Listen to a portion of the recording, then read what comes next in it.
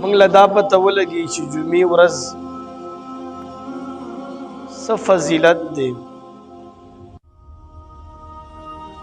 او نور امتونو ته کوم ورځ د عبادت لپاره ورکړی شوی دی او د جمعې مونځ څه اهمیت دی او د خطبې څه ثواب دی. عزیزانو الله په قرآن کې فرمایي یا ایها الذین آمنوا اذا نودی للصلاة من یوم الجمعة فاسعوا الی ذکر الله.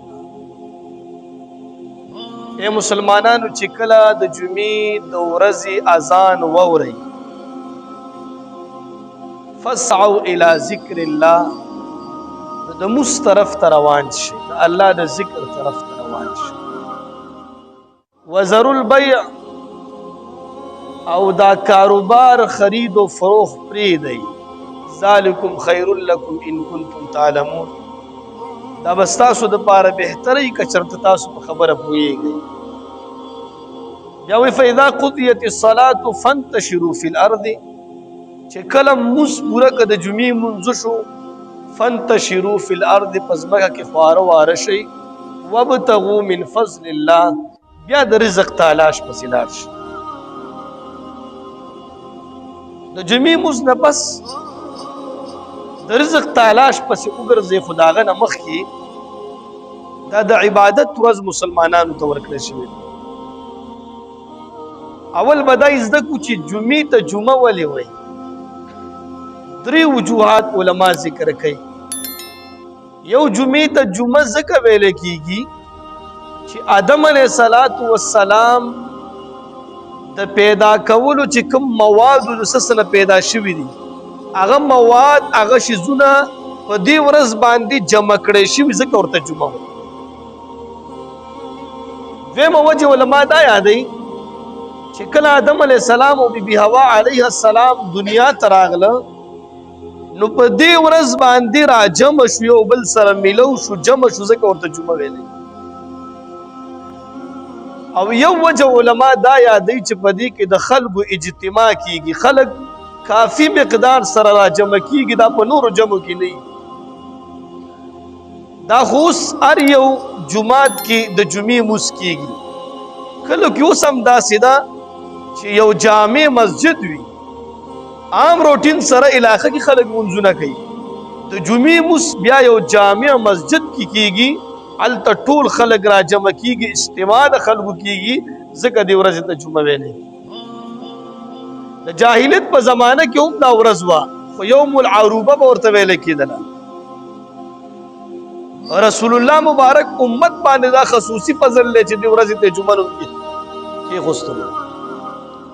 الله پاک و یهودیانو ته ویل چې تاسو عبادت لپاره کومه ورځ اخلئ چې تاسو پکې عبادت وکئ د خپله. و یهودیانو د خالی ورځ واغستله. ای په دې بنیاد چې دنیا جوړېده د جمعې نه واله تر بلې جمعې پورې جوړېده، نو دا خالی ورځ پکې نعوذ بالله وی الله اوزګار دی په دې کې، نو موږ به دا ورځ د عبادت دپاره واخلو، په دې کې به الله توجه موږ دی. عیسیانو ته وی الله فرمایل چې تاسو کومه ورځ اخلئ د عبادت دپاره، وی هغوی د عبادت دپاره د اتوار ورځ واغستله.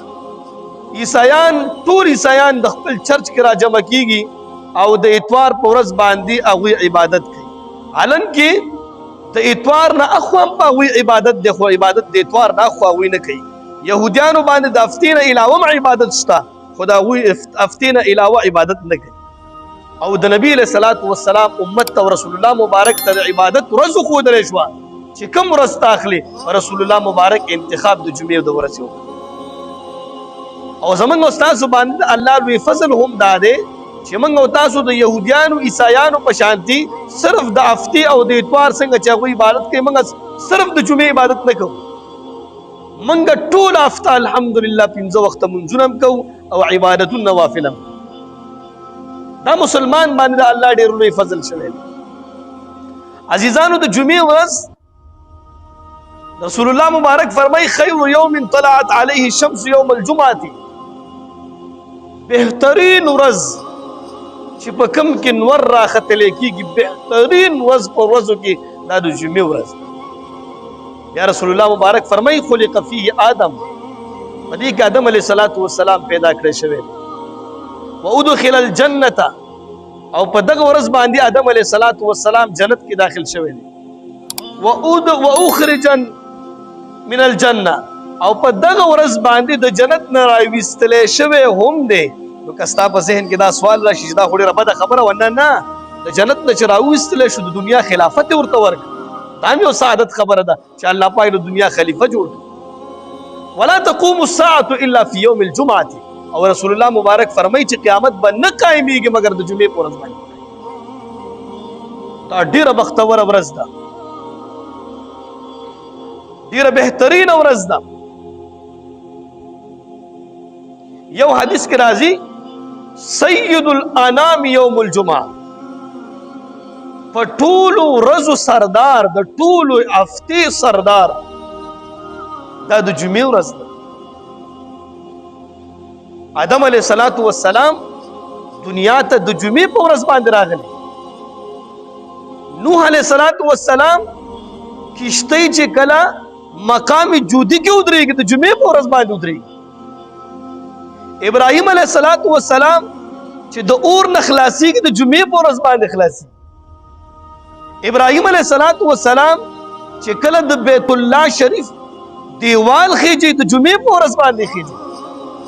ابراهیم علیه السلام چې کله د زوی قرباني ورکړي د جمعې په ورځ ورکړي.